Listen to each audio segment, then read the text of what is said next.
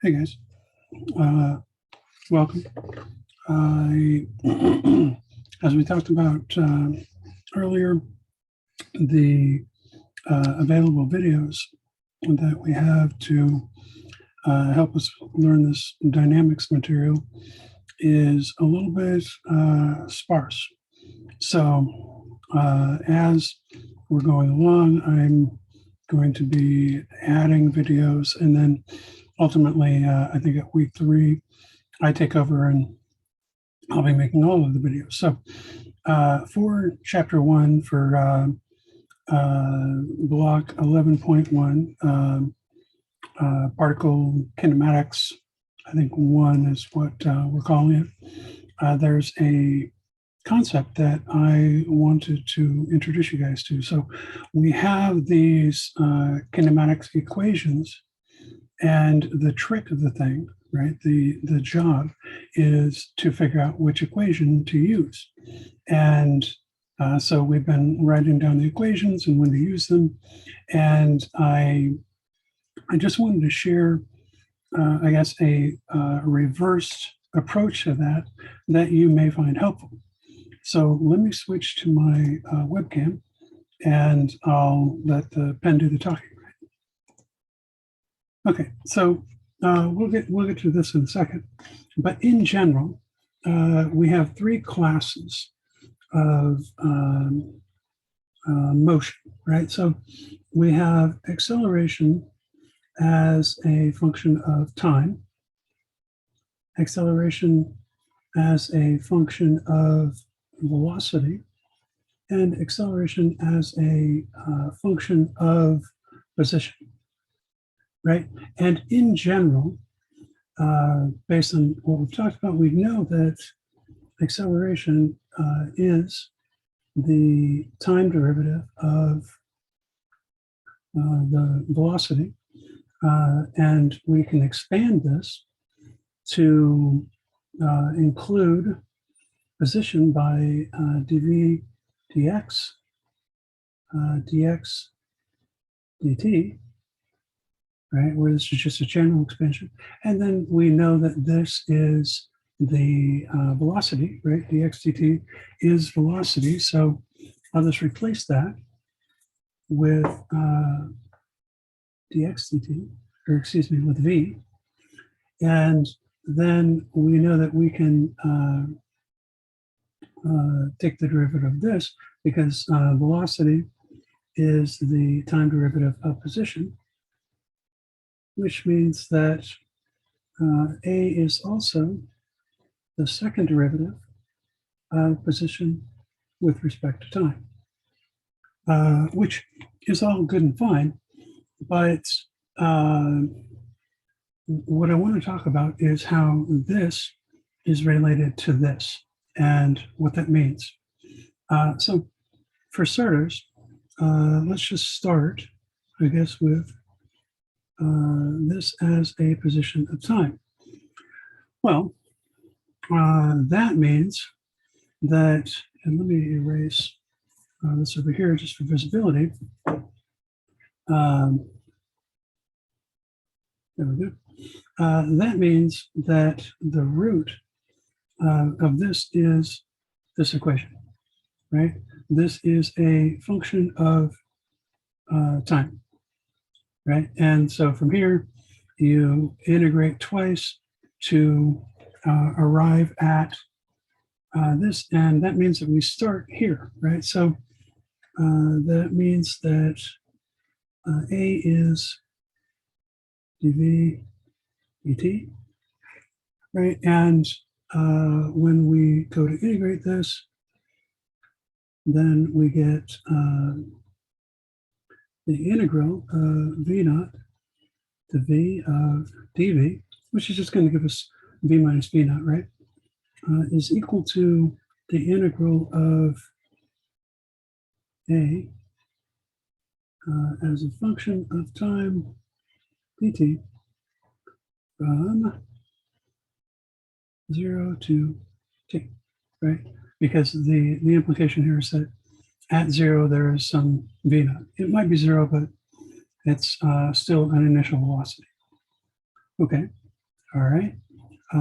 Second is A as a function of V. Okay. So here we have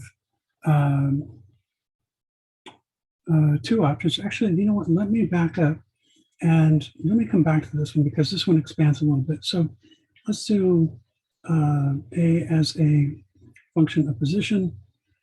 That is here, right? So V dv dx, V dv dx, and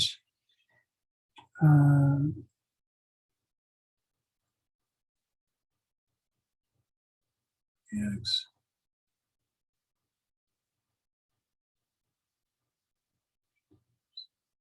Hang on one second. Right. I have no idea what that, I was looking at my notes, I apologize. Okay, so from here, what do we get? We get this, and again, we're just pushing things around. So dx goes with dx, solving for v naught, dv, right? So that's just this bit. This comes across. Okay, so 0 to x, or x naught to x, I guess. A as a function of x, dx, right? So here we would end up with some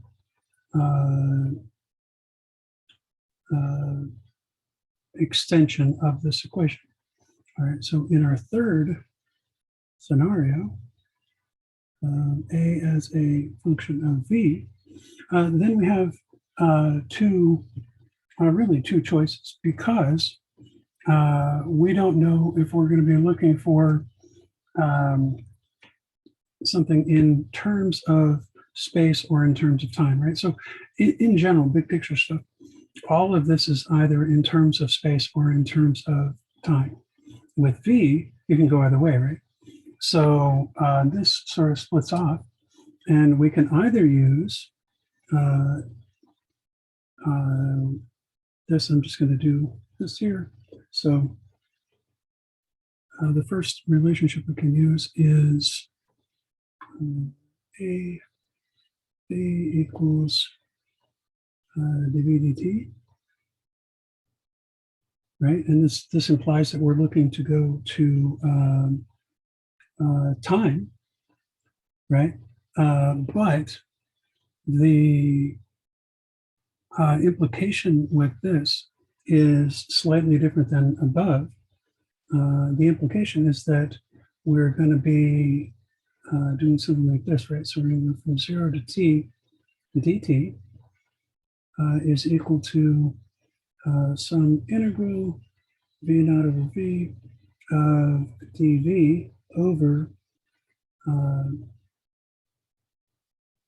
a as a function of v, right? So we'll end up with some, if this was just a v or whatever, it will be a natural log. Otherwise, this is how we move into the time domain, right? So, and we'll talk about how to figure out which one to use.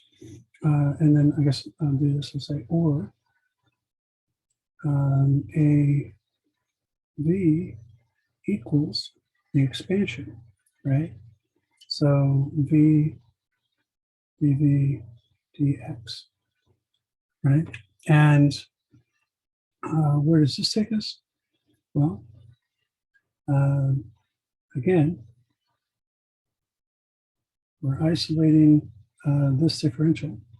So x naught to x dx is equal to, here, what we're doing, we're dividing this. So v dv, or I guess v over a is a function of v. Here we're going again, v naught to v, dv, and whatever that gives us would be our relation. So the question is, that's awesome, But what do we do with that information, right? Well, it depends on where we start and where we're going, right? So generally, obviously, where we start tells us which one of these we can use. And the question of which one to use comes from where we're going, right? So that's what this example here is about. Let me erase this, and then we'll look at this. So I'll leave this here. And this is a piston system. It's one of the example problems from the book. The piston is going this way, and it slows down because it's compressing fluid or something.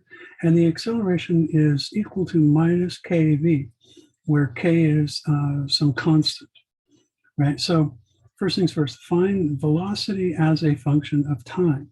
Okay, so vt. All right, so how do we do that? Well, let's see.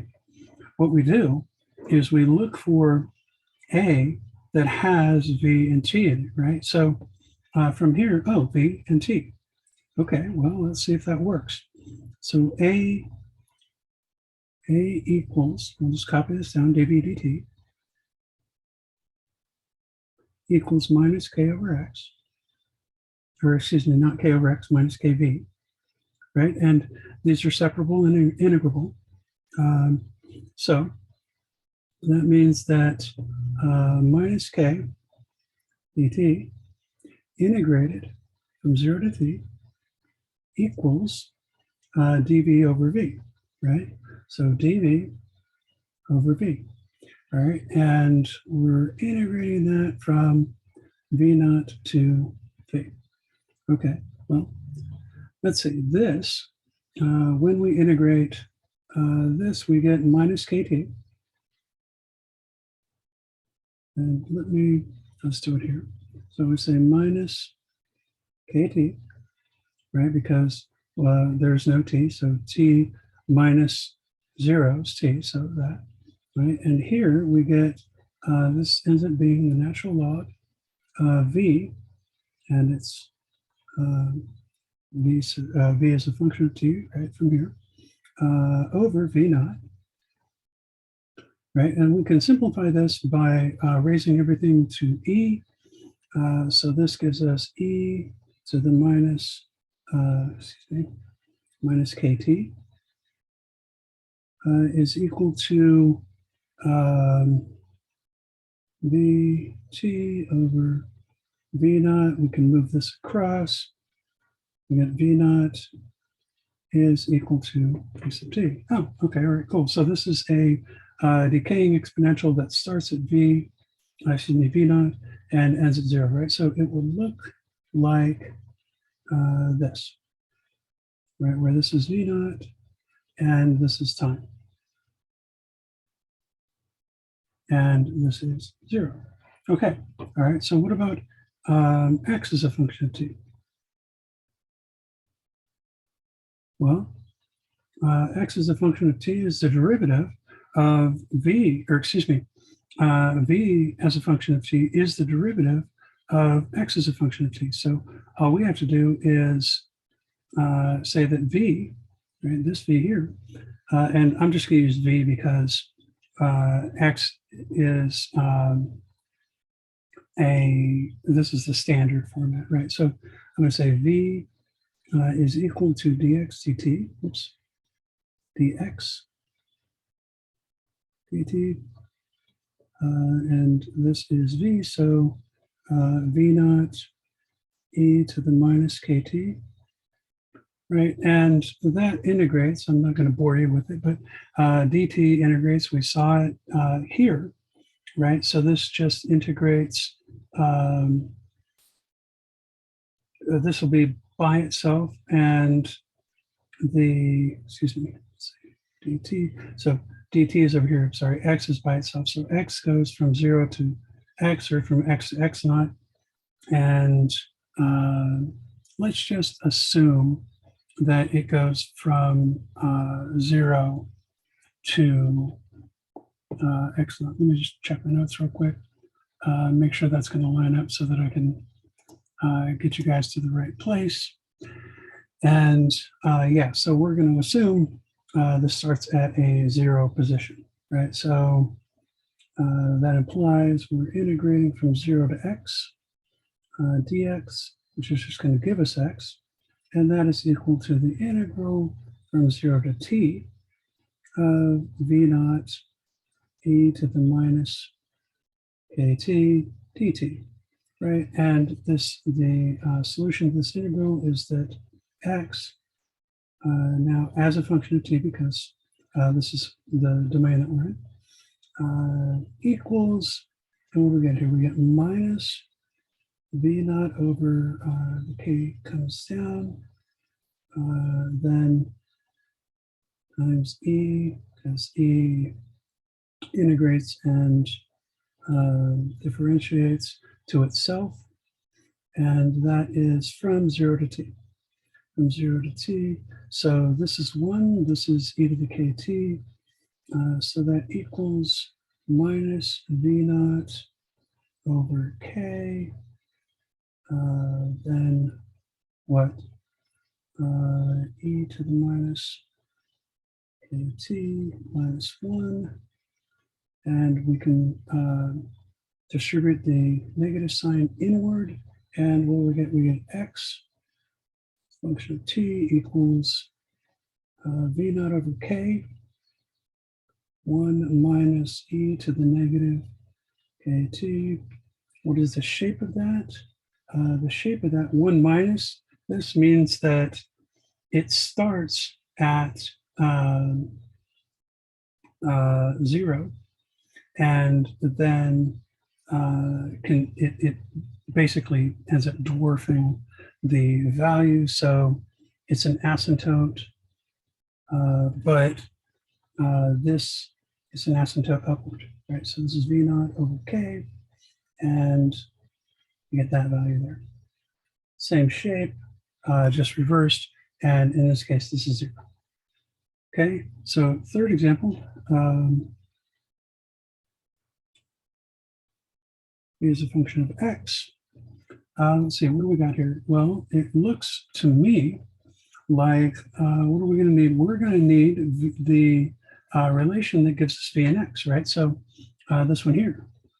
So a equals v dv dx equals minus kv.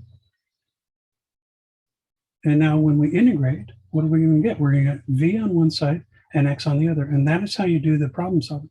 So let's run through this real quick.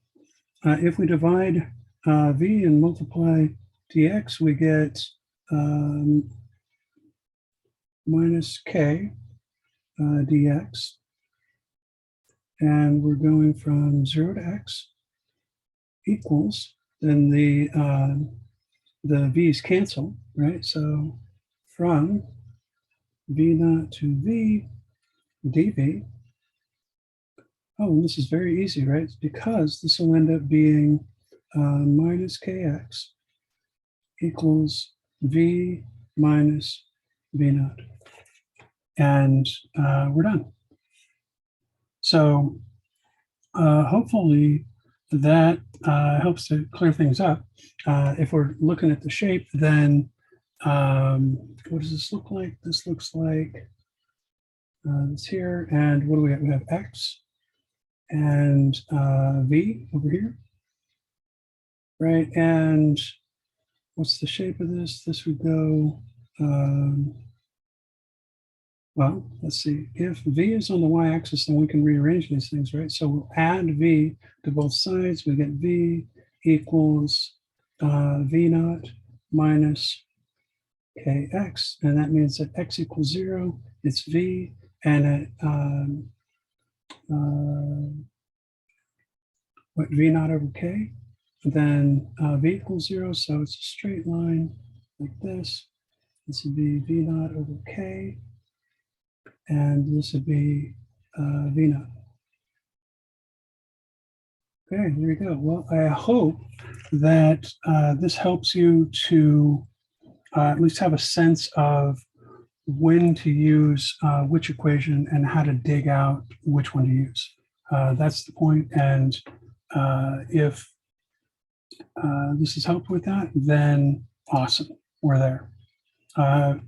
Feel free to holler with any questions you got.